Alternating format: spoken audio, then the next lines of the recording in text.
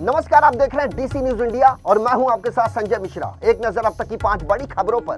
भारत में digital connectivity को बढ़ावा देने के लिए प्रधानमंत्री नरेंद्र मोदी ने पीएम वाणी योजना की शुरुआत की है। इसका मुख्य उद्देश्य देश के हर नागरिक को सस्ती और आसानी से उपलब्ध इंटरनेट सेवा प्रदान करना है। इस योजना के तहत सरकार ने 5 करोड़ पीएम वाईफाई हॉटस्पॉट स्थापित करने का लक्ष्य रखा है, जिससे गांव और दूर दराज के इलाकों में भी इंटरनेट की पहुंच सुनिश्चित की जाएगी। ऐसे में वोडाफोन आइडिया, जियो और एयरटेल जैसी कंपनियों को इस योजना से अपने राजस्व में कमी आने की आशंका है। उनका मानना है कि पीएम वाणी के तहत स्थापित होने वाले वाईफाई हॉटस्पॉट उनके व्यवसाय पर काफी प्रभाव डाल सकते हैं, लेकिन सरकार का मानना है कि इससे लाखों लोगों को सस्ती इंटरनेट सेवाएं मिलेगी, जिससे उनका जीवन बेहतर होगा। महाराष्ट्र के पुणे शहर में एक 26 साल की युवती की मौत का मामला तूल पकड़ने लगा है। दरअसल मृतक युवती एक जानी मानी कंपनी एर्नस्ट एंड यंग यानी EYE में चार्टर्ड अकाउंटेंट थी। उसकी मां ने कंपनी के मालिक को एक पत्र लिखकर आरोप लगाया था कि उनकी बेटी से इतना काम लिया गया कि वो तनाव में आ गई थी। उसके ऊपर लगातार ज्यादा से ज्यादा काम का प्रेशर डाला जा रहा था। आखिर काम के बोझ के चलते उनकी बेटी की मौत हो गई। दरअसल 26 साल की मृतक युवती ने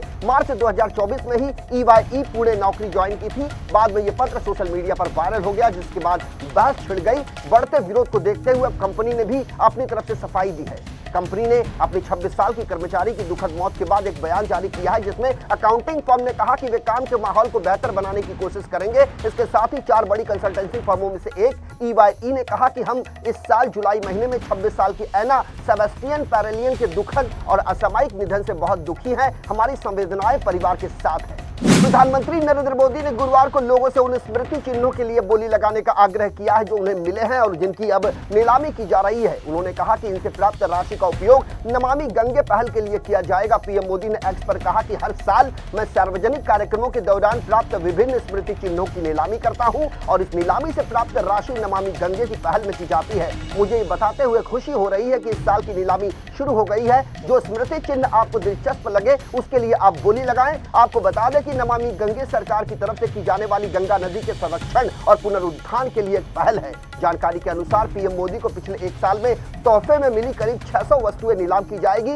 जिन वस्तुओं का आधार मूल्य सबसे ज्यादा रखा गया है, इनमें पैरालंपिक कांस्य पदक विजेता नित्याश्री शिवन और सुकांत कदम के बैडमिंटन रैकेट के अलावा रजत पदक विजेता योगेश खातूनिया का डिस्कस शामिल है। कनाडा सरकार ने विदेशी छात्रों को एक बार फिर से झटका दिया है। दरअसल प्रधानमंत्री जस्टिन ट्रूडो के एक फैसले से तमाम विदेशी छात्रों के सपनों पर खंजर चल गया है। इसके फैसले के अनुसार अब विदेशी छात्रों के लिए परमिट में और भी ज्यादा कटौती कर दी गई है। ट्रूडो ने इसके लिए बुरे अभिनेताओं को दोषी करार दिया है। फैसले के पीछे तर्क दिया जा रहा है कि पीएम जस्टिन ट्रूडो ने कनाडा में रहने की उच्च लागत और विदेशी छात्रों एवं श्रमिकों के आगमन में वृद्धि के कारण आवास संकट के भारी दबाव के चलते ये फैसला लिया है। ट्रूडो ने हाल ही में अस्थायी विदेशी कर्मचारियों की संख्या में बड़ी कटौती की घोषणा की थी, जिसके बाद बड़े पैमाने पर विरोध प्रदर्शन शुरू हो गया। अब कनाडा की तरफ से विदेशी छात्रों और श्रमिकों के लिए अध्ययन परमिट की संख्या को और कम किया जा रहा है। जस्टिन ट्रूडो ने कहा कि उनकी सरकार उन बुरे तत्वों पर कार्रवाई करेगी जो आव्रजन प्रणाली का दुरुपयोग करते हैं और छात्रों का लाभ उठाते हैं। दिल्ली, मेरठ, नोएडा और चंडीगढ़ समेत देश के दर्जन भर ठिकानों पर गुरुवार की सुबह से ही प्रवर्तन निदेशालय की टीम ने छापेमारी की प्रक्रिया को अंजाम देना शुरू कर दिया। छापेमारी के दौरान ईडी के अधिकारियों ने